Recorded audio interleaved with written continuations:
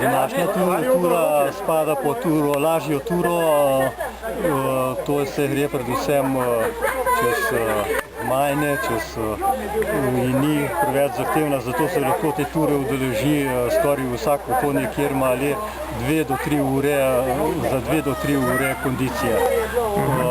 Sicer danes nam je malo vreme nahajalo, je bilo malo razmočen teren, treba je bilo vseeno paziti na korenine in spolzka kamna, tako da smo to vse rešili malo z opozorili, kot da ni bilo nobenih nesreč in nobene večje škodbe.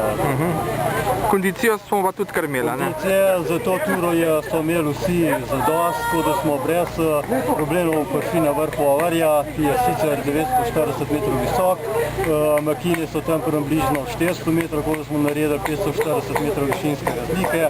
To je za dobre urco, 3/4, no počasne, ko je 2 urce. Če recimo skupina naredi 300 metrov v eni uri, to se pravi je 2 ure povprečne hoje na ta Ovar. Aha, hvala.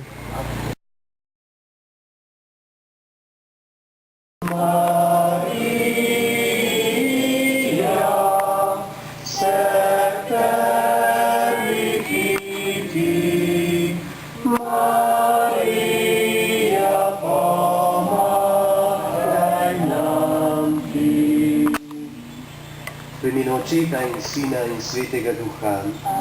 Milost našega Gospoda Jezusa Kristusa, ljubezen Boga Očeta in občestvo Svetega Duha z vami vsemi.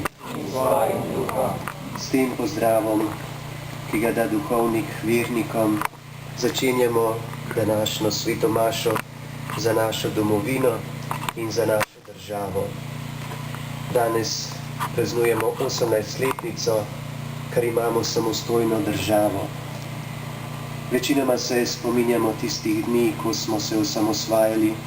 Nekateri tam mladi pa so že rojeni kasneje, bodo pa zvedeli o vsem tem, koliko truda, koliko hrepenenja, koliko dobrih želja je bilo takrat izvedeli po pripovedovanju in seveda tudi iz knjig.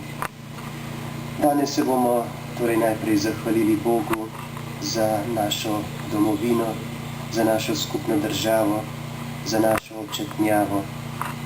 Smemo biti ponosni, da tako majhen narod ima tudi svojo hišo, tako kot jo imajo veliki narodi in že stoletja, če ne več.